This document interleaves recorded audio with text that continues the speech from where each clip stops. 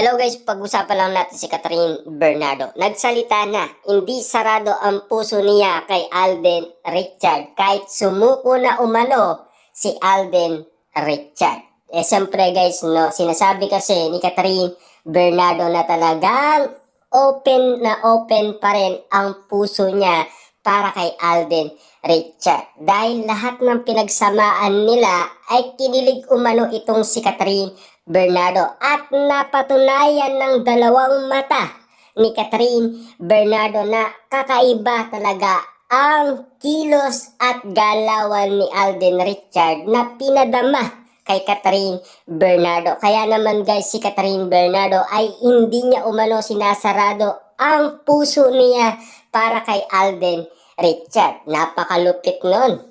'Di ba? Kasi si Catherine Bernardo mismo ang nagsalita at galing mismo sa kanyang bibig ayon sa balita. Kasi alam naman natin guys, kapag balita ang nagsalita, ibig sabihin lang yan ay may katotohanan. Kasi alam naman natin guys, no, kung bakit nga naman kasi may bali-balita patungkol umano na sumuko si Alden Richard sa panliligaw umano kay Catherine Bernardo. Kaya nga naman kasi guys, pinag-uusapan na dali-daling nagsalita si Catherine Bernardo at inopen up lahat ng mga sinasabi ng mga iba't ibang tao patungkol umano sa pagsuko ni Alden Richard at kung bakit nga naman hindi sinasarado ni Catherine Bernardo ang kanyang puso kay Alden Richard. Alam naman natin guys, no, hindi naman sila nag-away. Kasi sinasabi ni Catherine Bernardo na uunahin muna nila ang kanilang mga ginagawa. Lalo-lalo na guys, siyempre, yung lambing para sa kanilang pamilya. Kasi guys, alam naman natin, no, para nga naman kasi masettle nila ang kanilang mga kailangan kapag sila ay lumagay na sa kasalan. Na alam naman natin guys, yan na ang inaabol umano ng lahat ng mga Dilulo fans. Ibig sabihin lang yan, pinag-aandaan lang ni Catherine Bernardo at Alden Richard ang kanilang pamumuhay umano kung sakasakali man. Kasi alam naman natin guys, lahat naman ng bagay pinaplanuan mabuti. Kasi kung dire-diretso ka ng desisyon, talagang walang mangyayari. Kailangan pinag-iisipan mabuti. Lalong-lalo na guys, napakatalino ng dalawang ito na si Catherine Bernardo at Alden Richard. Kitang-kita nyo naman siguro, di ba? Business management ang kanilang kurso. Kaya nga naman guys, matitinik at malilikot ang kanilang isipan. Kung patungkol nga naman kasi guys sa love life, nandyan lang yan eh. Saka hindi naman nila sinasarado ang puso nila sa isa't isa. Nandyan pa rin yan, naghihintayan lang. Ibig sabihin lang nito, nagpaplano na pala ang dalawa kung sakasakali man. Hindi naman ibig sabihin na sumuko na lang. May plano yung dalawa dahil meron silang pinag-iisipan. Kasi alam naman natin guys, bawat tao, kailangan huwag kang dire-diretso. Kasi baka nga naman kasi yung plano mo ay mapunta lang sa wala.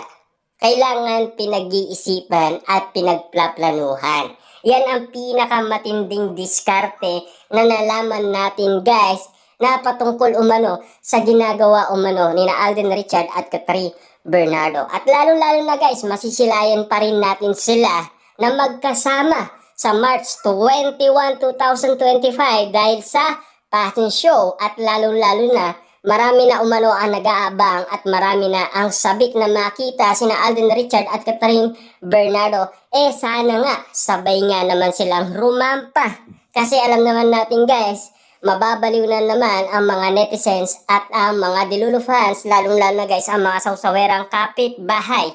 Dahil yan guys ang pinakamainit na inihintay nila dahil siguradong kikiligin na naman ang mga Dilulo fans. Lalong-lalo na guys, pag-uusapan yan, pagkakaguluhan yan at pagpapestaan na naman ng mga Dilulo fans. Siyempre baka nga naman doon pa lang meron na naman silang masilip or mapansin Lalo-lalo na kasi, mga matang lawin nga naman sila. At pilit nagbabantay sa mga kinikilos umano ni na Alden Richard at Catherine Bernardo. Lagi nga naman silang nakabantay. Kasi alam naman natin guys, no? Inaalam kasi nila ang bawat nangyayari.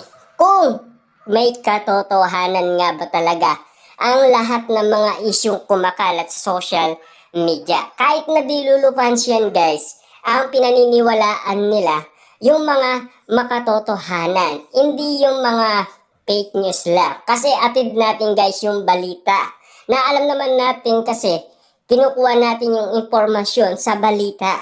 Kasi alam naman natin guys, no, kapag kumuha tayo ng iba sa mga hindi natin maintindihan kung may katotohanan man na talagang galing umano kay Catherine Bernardo or Alden Richard. Ito kasi guys, pinag-uusapan na kung bakit nga naman ayaw isarado ni Catherine Bernardo ang kanyang puso kay Alden Richard. Ang katanungan kasi guys ng ibang mga netizens or mga iba, tungkol daw ito sa pag-uusap ni Daniel at Catherine Bernardo. Kaya na-open si Alden Richard. Kumbaga nagselos, kumbaga gano'n. Kaya nakipag, si Alden Richard, bumitaw na.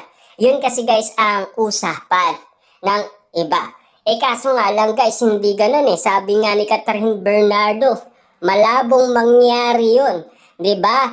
Kita niyo naman, hindi niya sinasarado. May plano lang sila. Yun lang sana guys ang intindihin natin mabuti. Kailangan intindihan natin mabuti yung galing mismo sa bibig ni Catherine Bernardo. At lalong-lalo na, galing mismo sa bibig ni Alden Richard. Yan dapat guys ang binibigyan natin ng pansin. Lalong-lalo na, kita nyo naman guys, mga Dilulo fans. Ayaw pa nilang maniwala umano. Kasi alam nila kasi na malay natin. Hindi natin alam kung kailan nga naman kasi mangyayari ang inaakala nilang mangyari na talagang inihintay natin at marami na umanong sabik dyan. Kasi alam naman natin guys, no, si Catherine Bernardo ay natuto na simula nagkaroon ng iwalayan. Dahil alam naman natin guys, nagmaal siya almost 11 years at maraming nangyari.